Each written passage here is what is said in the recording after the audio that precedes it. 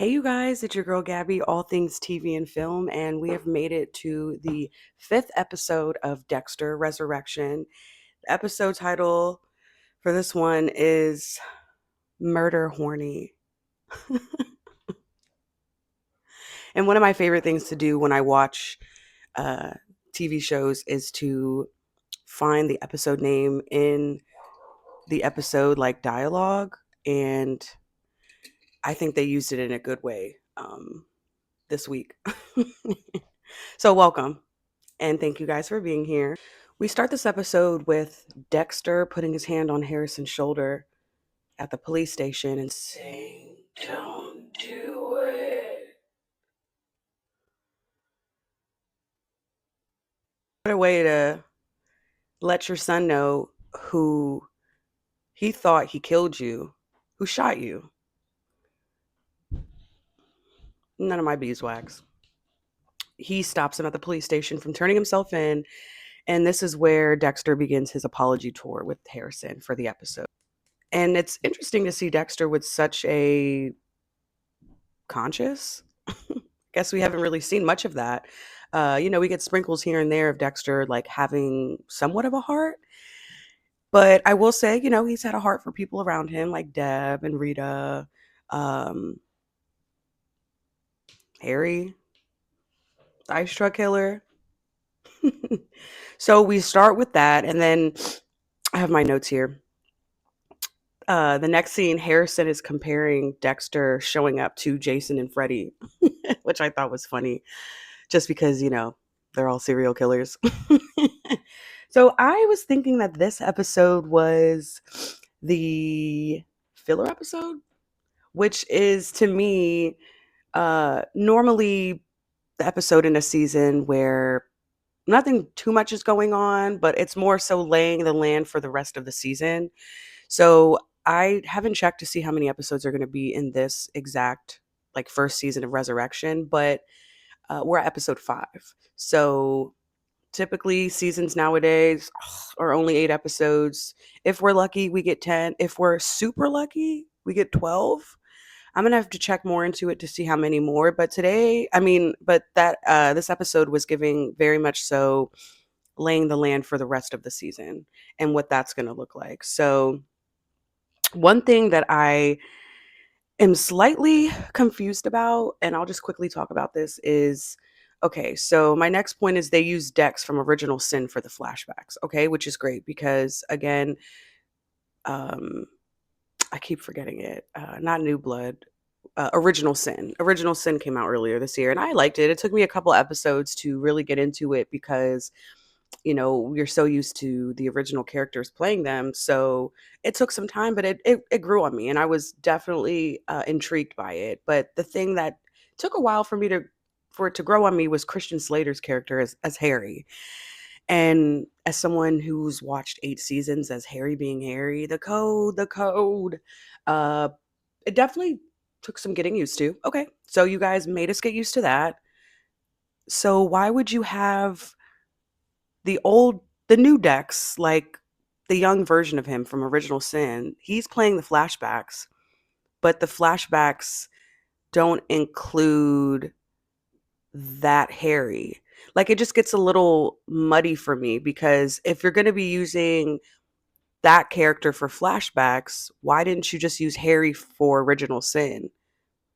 Like, why is Christian Slater there? I don't know. That's kind of one like continuity or descript. Like I am just a little weary about that because it's 2 separate characters, and like I get people change and whatever, but those are completely 2 different people. So that's the one thing that got me.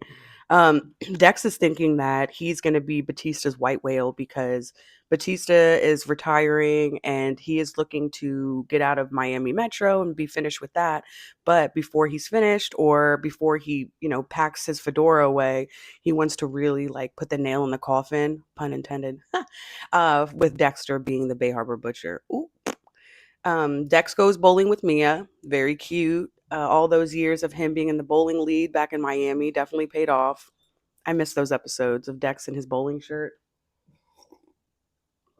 But this is the part of the episode where Mia shows her ass.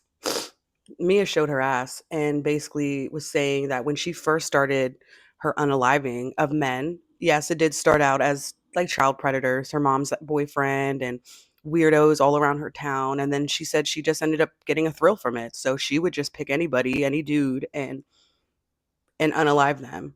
And Dex was like, yeah, you're hot. Um, but I don't deal with that. And that's one thing I love about my Dexy, is he don't play that. Like it's either you have a moral code or you don't. I'm either gonna off you or I'm not. And she showed her ass because she said she wanted to, and I quote, have a menage a trois. And he said, well, don't you think for our first time it should just be you and I?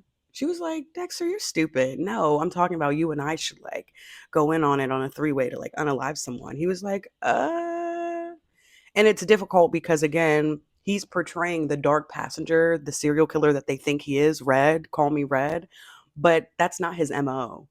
So his MO is finding the person, putting the drug in them and, putting the popper. Look at all your victims.